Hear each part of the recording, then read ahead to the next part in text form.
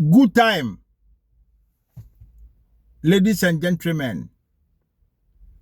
I'm reaching you concerning an issue about the double face of Ghana in relation to the year of return, which was initiated and started by the NPP government in Ghana 2019, and its continuation by the NDC government led by President Ibrahim Mahama. Nana Akufo-Addo, the then president of Ghana, started with the year of return 2019, and its continuation is by the current president of Ghana, John Dramani Mahama. The double face I'm saying is about the demand made by the president of Ghana concerning the black slavery or the black enslavement.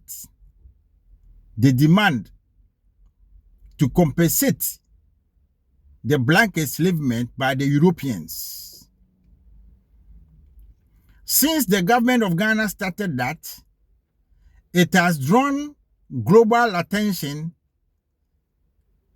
masses of people rallying around him, that it is right for the black people to demand the compensation of the slavery, because the slavery generated capital for the European development, which no one can dispute. And no one is working for his neighbor. So if someone works for you today, you have to expect that tomorrow the person will come for his salary or his wages. That's why the president of Ghana is joining hands with what a lot of people have already started asking for.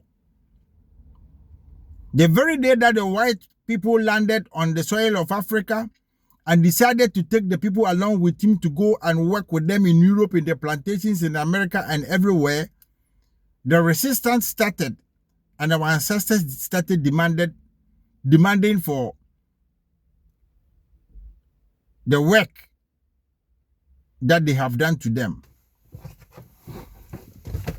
People like Marcus Garvey, Martin Luther, Kojo, Bonnie, Paul Bogro, Sam Sharp, William Gordon, and musical representatives like Bob Marley, Peter Tosh, Bonnie Wailer. You can think of the black people who have already started fighting to get this compensation and what have you.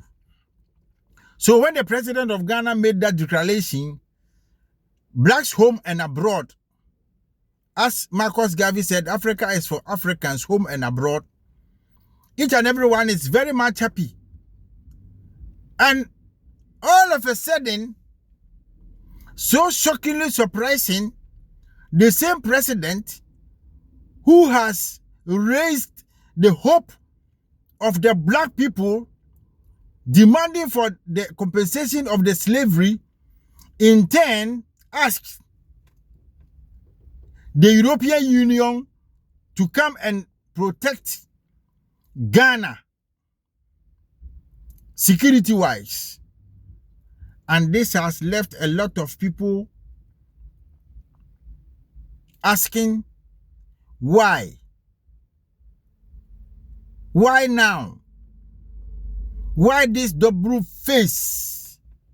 The same person that we are rallying around, cherishing his movement, that he is keeping the struggle with us, that our souls and mind and body can rest, that our ancestors have never toiled in vain.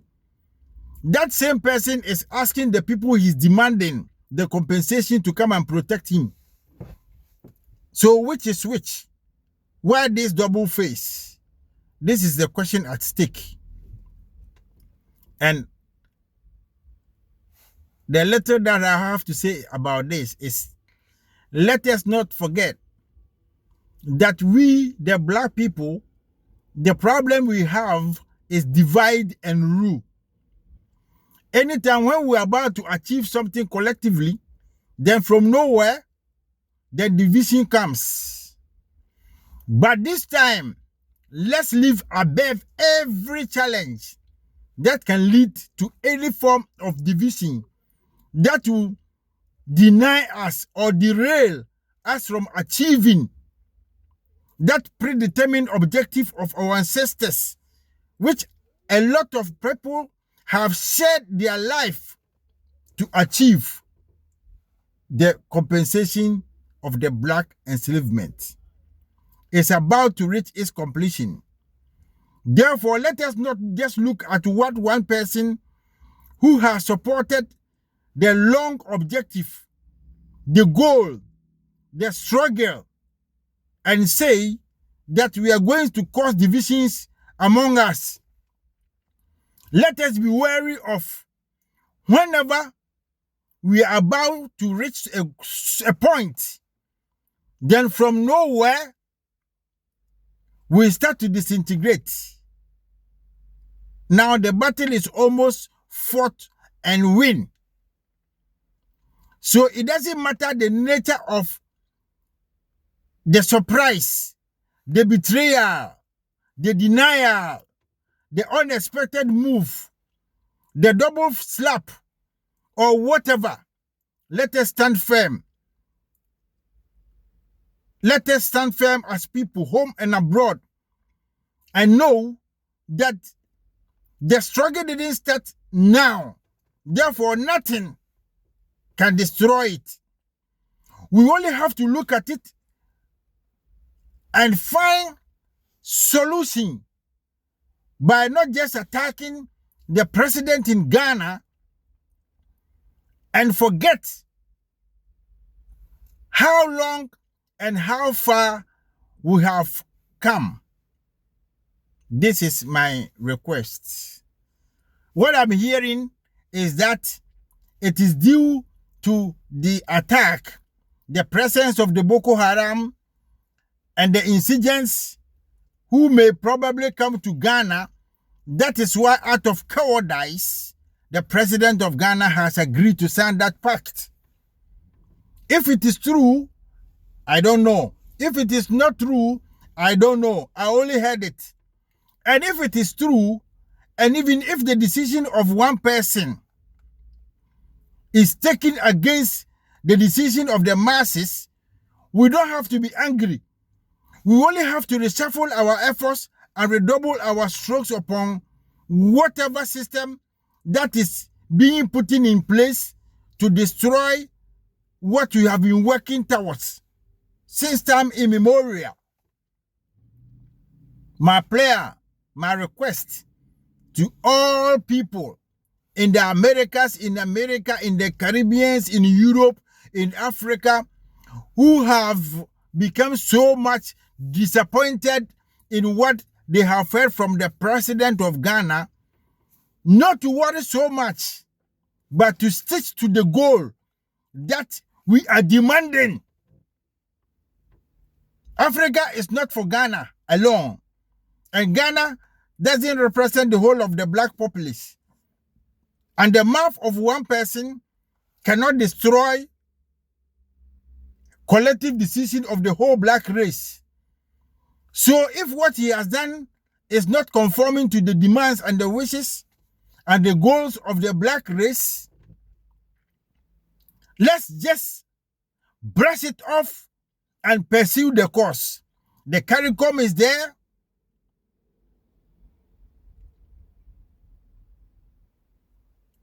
A lot of organizations are there fighting for the black emancipation, spiritually and physically.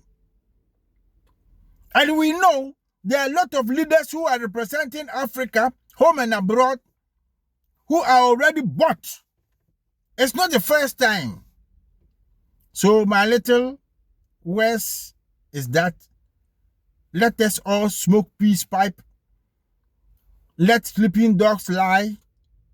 Let's have a second look at what we are hearing or have seen and have another approach.